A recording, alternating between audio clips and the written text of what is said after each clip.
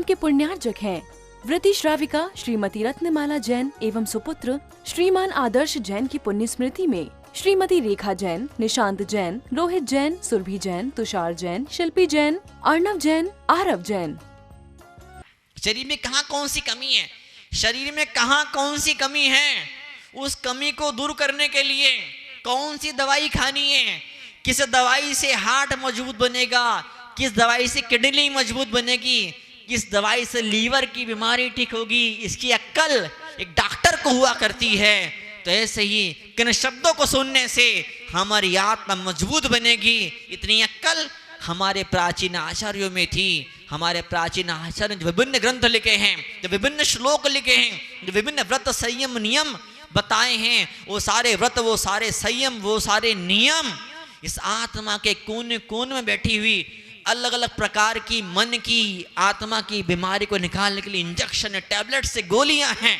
किस्मत वाले सौभाग्यशाली होते हैं वो शावक जिन पवित्र प्राचीन उन महान आचार्य कुंद जैसे महान आचार्यों के, संबंधभद्र स्वामी जैसे महान आचार्यों के, आचार्य प्रभाचंद्र से महान आचार्यों के लिखे हुए उस फार्मूले को, उस प्रिस्क्रिप्शन को, उस दवाई के पर्चे में लिखे दवाई को लेते हैं। वो क्या दवाई है? वो 5 अणुव्रत की दवाई है। हिंसा, झूठ, चोरी, कुशील, परिग्रह, जो इन 5 पापों का त्याग करता है, चाहे वो जैन हो चाहे वह अजैन हो, और छोड़ो ना, इंसान तो छोड़ो, चाहे वो जानवर ही हो, जो जानवर भी इन 5 पापों का त्याग करता है, वो जानवर भी इतना ऊंचा उड़ जाता है, इतना ऊंचा उड़ जाता है कि स्वर्ग के देवता भी उसके आगे झुक जाया करते हैं।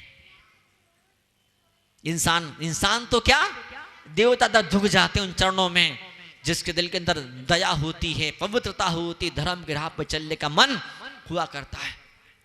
निश्चित रूप से जब तीर्थंकर परमात्मा को नमन कर लेते हैं, जब मुनिराजों को हम नमन कर लेते हैं, उसे इतनी ऊर्जा पैदा होती है कि हम कैलकुलेशन लगाएं तो सुपर कंप्यूटर फेल हो जाएं, कितनी ऊर्जा होती है।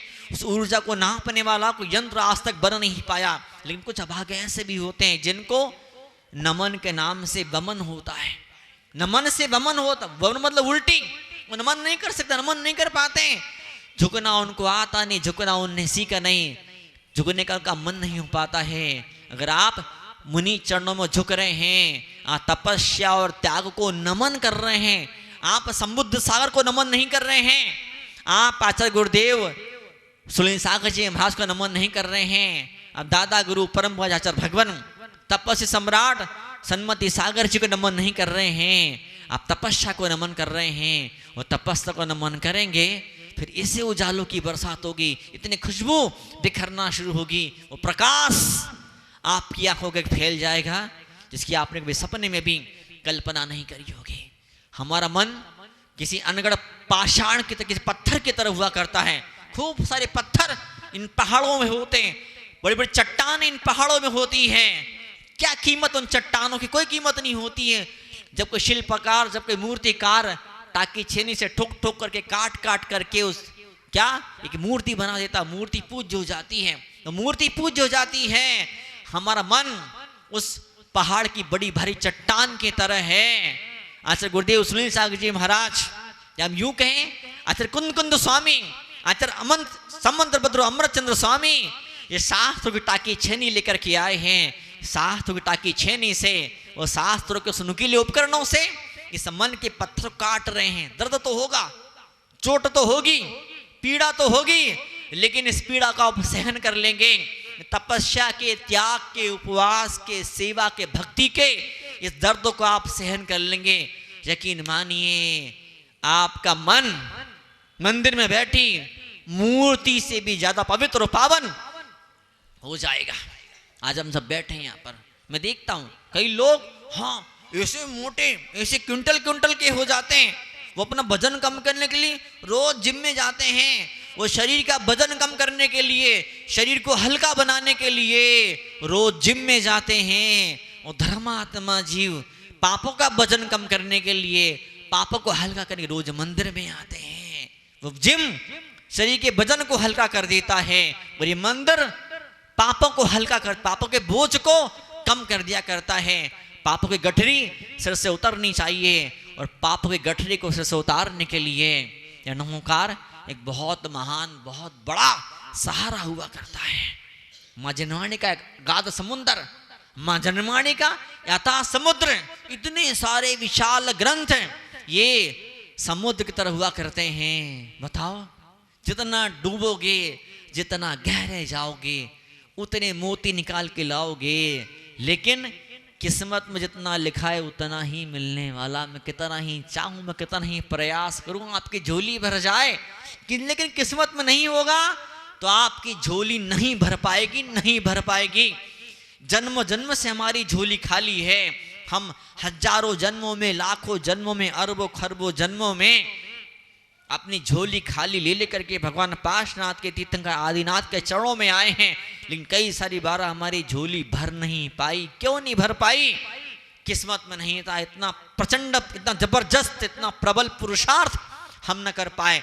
जितनी मेहनत, जितना प्रचंड प्रबल पुरुषार्थ, जितनी मशक्कत आप गृहस्थी में करते हैं पैसा पाने के लिए, शरीर के सुखों को पाने के लिए, उसका छोटा सा हिस्सा भी, उसका 1% भी आप धर्म को पाने के लिए नहीं कर पाते हैं। और जब धर्म जब जीवन में उतरने लगता है, हर एक क्षण स्वर्ग से ज्यादा सुंदर बन जाया करता है। सरदार जी की बीबी मुझे चुटकुला याद आ रहा है। सरदार जी की बीबी लड़ी सरदार जी से, और जब लड़ाई झगड़ा खत्म हुआ, पति से बोलती है, देखो जी, मैं अपनी माँ के यहाँ पे जा रही हूँ, आप कभी लौट करके नहीं आऊंगी। सरदार जी भी कम नहीं थे। सरदार जी बोले, अच्छा तुम मुंह से लड़के तुम्हारी माँ के पास जा रही हो? बोले हाँ। कभी नहीं आओगी? बोले हाँ। बोले खुशखबरी सुनो, तुम्हारी माँ भी तुम्हारे पिता से लड़के उसकी माँ के पास, वो खुद के मायके चली गई है। समझे? वो खुद के मायके चली गई है। तो लड़ झगड़ करके पति से लड़ लिए, वो माँ के पास पहुंच गए। उससे समाधान नहीं मिलने वाला है। आपकी जीवन की हर समस्या का समाधान कहीं है, वो जिनवाणी के भीतर है। सोचिए, ढूंढिए, शास्त्रों को खंगालिए कि ऐसी घटना कब किसके जीवन में घटी थी।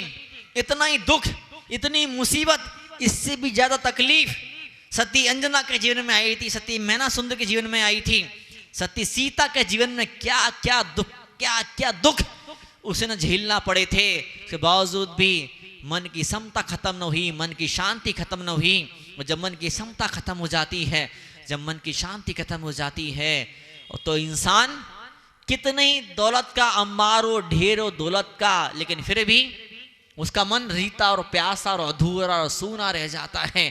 फिर भी इंसान नीरस और बेबस हो जाता है। सब कुछ है, सब कुछ है, उसके बावजूद भी उसके जीवन में खुशियों की लहर नहीं दौड़ पाती, प्रसन्नता उसके जीवन के अंदर नहीं पैदा हो पाती है।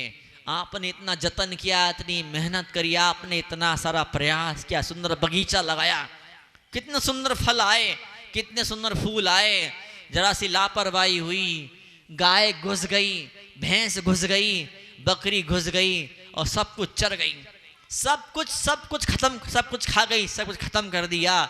आपके जीवन में ऐसा ना हो जाए। शंका की, अहंकार की, बदले की भावना की भैंस अगर आपकी आत्मा को स्पर्श भी कर गई तो बरसों बरसों तक, जन्मों जन्मों से आपने श्रद्धा की, भक्ति की जो फसल को बोया था ना, फसल पूरी बर्बाद हो जाएगी मात्र 1 मिनट के अंदर। 1 मिनट की शंका तपस्वियों पर, त्यागियों पर, धर्म पर, धर्म के फल के अंदर, धर्म से मुझे क्या मिलेगा, धर्म क्या देता है, धर्म कुछ भी तो नहीं देता है। कई लोग बोलते धर्म क्या दे देता है, मुनराज क्या दे देते हैं। मुनराज के पास में है क्या जो तुम्हें कुछ दे दे? तुम क्यों मंदिर जाते हो? कई लोग आपकी राह में रोड़े अटकाएंगे जाने में अनजाने में। कई लोग आपका मंदिर आने से रुकेंगे, उन महाराज को मंदिर मत बुलाओ। क्या मिलेगा उन महाराज को मंदिर बुलाने से? उनको मत बुलाओ मंदिर के अंदर अपने, उनको मत बुलाओ। महाराज क्या दे देंगे? अरे पगली, जो महाराज दे देंगे ना, पूरी दुनिया भी जो ना दे पाएगी ना, तो दुनिया के अरब खरब लोग मिलके जो नहीं दे पाएंगे, दुनिया के अरबों खरबों लोग मिल जाएं, अरबों खरबों सालों तक जी भर के तुम्हें देते रहें, फिर भी जो दुनिया के लोगों से नहीं मिल पाएगा, वो खजाना मुनिराज के चरणों बैठने से 1 सेकंड के अंदर आपको मिल जाएगा। वो ताकत इस ज्ञान के भीतर हुआ करती है। इस ज्ञान के खजाने को पाने के लिए हम सब यहाँ पर इकट्ठे होते आते हैं। बताओ, मैं देख रहा था बरसात के मौसम में बरसात का पानी बार बार छत से टपकता था, चूता था, दो दो बूंद बरसात के पानी की गिरती थी, फर्शी पर निशान पैदा हो गया। इतनी सुंदर फर्शी थी, उस फर्शी पर, उस टाइल्स पर, उस मार्बल पर इतना सुंदर नक्काशी थी, इतना सुंदर बेल बूटे कशीदाकारी टाइप से उसमें कुछ सुंदर फूल बना हुआ था, बहुत सुंदर पेंटिंग टाइप से सुंदर फूल बना हुआ था। जब बार बार बरसात की बूंदें गिरी तो क्या एक भद्दापन पैदा हो गया और वो सुंदर फूल क्रूप बन गया, सुंदरता नष्ट हो गई। क्या जब पानी का निशान जब फर्श पर गंदापन पैदा कर सकता है, सुंदरता नष्ट कर सकता है, ठीक इसी तरह से जनवाणी की जब दो दो बूंदें गिरती है तो इन दो दो बूंदों के निशान उस आत्मा के दाग धब्बों को धो देते हैं। वो पानी की दो दो बूंदें गिरती है, फर्श पर भद्दापन पैदा कर देती, बदसूरती पैदा कर देती है, और जनवाणी की दो दो बूंदें आपकी आत्मा की बदसूरती को मिटा दिया करती है। लगे रहो मुन्ना भाई, लगे रहो, कभी न कभी झोंका तो आएगा। जितने सारे महाराज जी आए, जितने सारे प्रवचन मिले, सुनते रहो, कभी तो ऐसा होगा कहीं कोई शब्द दिल की गहराइयों पहुंच जाएगा, फिर जिंदगी बदल जाएगी। आज मौका है, हम आजाद हों उम्र कैद से, जीवन भर की गुलामी से हम आजाद हों। जब कोई अपराध करता, कोई पाप करता है, जब कानून के शिकंजे में फंस जाता है, जब कोर्ट तक पहुंच जाता है, जब बात वकीलों तक, जज तक जब बात पहुंच जाती है, तो ऐसा होता है कि किसी अपराधी को 2 साल के लिए सजा मिलती है, 2 साल तक जेल के सीखों के पीछे रहना पड़ता है। कोई अपराधी 10 और 20 साल के लिए जेल में कैद हो जाता है। कोई अपराधी ऐसा भी होता है जिस उम्र कैद जिससे मिलती है। आप सोचिए, आप चिंतन करिए, ऐसे कौन से विचार हैं जिन विचारों की वजह से आपको उम्र कैद मिली है, जिन विचारों की वजह से, जिन गंदे, जिन बुरे, जिन खराब विचारों की वजह से आप घर में कैद होके उम्र कैद मिल जाती है। अब घर में कैद, दुकान में आप कैद हो जाते हैं, आप दुकान से बाहर निकल ही नहीं पाते हैं, आप घर से बाहर निकल ही नहीं पाते हैं। अब एक मौका है, हम जिनवाणी माँ का स्वाध्याय करें, दुकान की गुलामी से आज़ाद हो, गृहस्थी से आज़ाद हो, और जहाँ जितना बन पाए, जहाँ जैसा संभव हो सके, हफ्ते में 1 दिन, हफ्ते में 2 दिन, हफ्ते में 3 दिन गृहस्थी के, दुकान के बंधनों से आजाद होकर के घंटे के लिए, 2 घंटे के लिए मुंदराज के चरणों में बैठे। एक मौका है हमारे सामने इन बंधनों से, इस गुलामी से छुटकारा पाने के लिए। कहने की छोटी सी बात है, कहने की छोटी सी बात है, करने जाओ तो पसीना आ जाता है। कई लोग तो ऐसे भी घर में दुकान में 2-2, 3-3 लोग होते, दुकान नहीं छोड़ पाते, दुकान ऐसा पकड़ लेती है, दुकान इतना जोर से पकड़ लेती है कि गृहस्थी महिलाएं होती हैं, चाहे तो दोपहर के स्वाध्याय में रोज आ सकती है लेकिन नहीं आ पाती है, चाहे तो प्रवचन में आ सकती है लेकिन नहीं आ पाती है। कई पुरुष ऐसे हैं कि दादाजी ऐसे हैं, घर में कोई बिजनेस नहीं, कोई नौकरी नहीं है, रात को वियावृत्ति में आ सकते हैं पर आ नहीं पाते। गृहस्थी ऐसी पकड़ लेती है, गृहस्थी हिलने भी नहीं देती है, गृहस्थी हिलने भी नहीं देती है। आप हिलना सीखें, आप हिलना सीखें, आप हिलना सीखें। अपने मन को उस मोह माया ममता के बंधन से छुड़ा करके लिए आधे घंटे के लिए, घंटे भर के लिए मुंदराज के चरणों पहुंचे तो सौभाग्य होगा आपके जीवन का। आप किसी शंकराचार्य से दादाजी माणिक लाल जी बैठे हैं, उसके पहले अनंत सागर जी महाराज थे, इनने मोह ममता के बंधनों को जीवन भर के लिए तोड़ दिया और छोड़ दिया। जब आपके अपने बीच का एक व्यक्ति तो इन ममता मोह माया के बंधनों से हमेशा हमेशा के लिए छुटकारा पा सकता है, तो क्या आप घंटे 2 घंटे के लिए नहीं निकल सकते हैं? क्या निकल सकते। निर्णय आपको लेना, ठानना पड़ेगा, ठानना पड़ेगा आपको। धूल कितनी छोटी होती है, धूल मिट्टी की कण कितने छोटे होते हैं, धूल का कण कितना छोटा होता है, आके पहुंच जाए तो बाप रे, अच्छे अच्छे पहलवानों की 12 बजा देता है।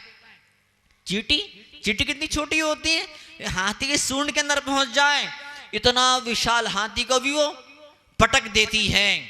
ऐसे ही इतना सा मोह का बंधन, इतनी सी विषयों की गुलामी, इतना सा चीजों का लोगों के प्रति दीवानापन, चीजों के प्रति, लोगों के पीछे पागलपन, इतना सा पागलपन आपकी आत्मा की शांति का, प्रसन्नता का सत्यानाश कर दिया करता है। जितने तारे आसमान में है ना, जितने तारे आसमान में हैं, इससे भी लाख गुना ज्यादा विचार आपके मन के आसमान के अंदर उमड़ घुमड़ के आते रहते हैं। कुछ किस्मत वाले होते हैं जो विचारों को ताड़ जाते हैं, पहचान जाते हैं, समझ जाते हैं, और उन विचारों से छुटकारा पा करके धर्म ध्यान की राह पे लग जाते हैं। चतुर्मास एक सुंदर क्षण हमारे लिए हुआ करता है। हिंदी भाषा, आप सबको हिंदी भाषा आती? हिंदी भाषा में देखिए, छोटी सी बिंदी, बिंदी क्या लगती है? बिंदु शब्द के ऊपर बैठ जाती है। बिंदु कितनी छोटी होती है, शब्द के सिर पर बैठ जाती है, शब्द के माथे पर बैठ जाती है। ऐसे कुछ इंसान ऐसे होते हैं औरों के मस्तक पर बैठ जाते हैं। मस्तक बैठते मतलब क्या? उनके दिलों पर राज करते हैं, उनके दिलों में जगह बना लिया करते हैं।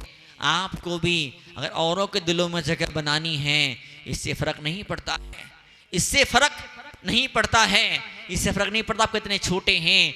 भले आप छोटे हो, ऐसा समझिए हम छोटे हैं, हम तो छोटे परिवार के, हम तो गरीब परिवार के हैं ना।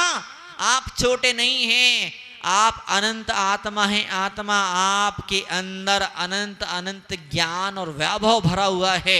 अपनी आत्मा के वैभव को पहचानना शुरू करिए। बाहर की दुनिया में हो सकता है कुछ पैसा कम होगा, कुछ सामान कम होगा, हो सकता है कुछ कमी आपके जीवन के भीतर हो, लेकिन आपकी आत्मा के अंदर अनंत अनंत सिद्धों को जो अनंत सुख प्राप्त हुआ है, जो अनंत आनंद प्राप्त हुआ, वो आनंद अनंत आनंद, वो अनंत सुख, अनंत शांति, उस पर आपका जन्म सिद्ध अधिकार है। और जब तक मैं उस शांति को प्राप्त नहीं कर लूंगा, जब तक उस आनंद को मैं हस्तगत नहीं कर लूंगा, तब तक मैं चैन से बैठने वाला नहीं। सबका निर्णय आपका हो जाना चाहिए। इस कार्यक्रम के पुण्यार्जक हैं व्रती श्राविका श्रीमती रत्नमाला जैन एवं सुपुत्र श्रीमान आदर्श जैन की पुण्य स्मृति में श्रीमती रेखा जैन, निशांत जैन, रोहित जैन, सुरभि जैन, तुषार जैन, शिल्पी जैन, अर्णव जैन, आरव जैन।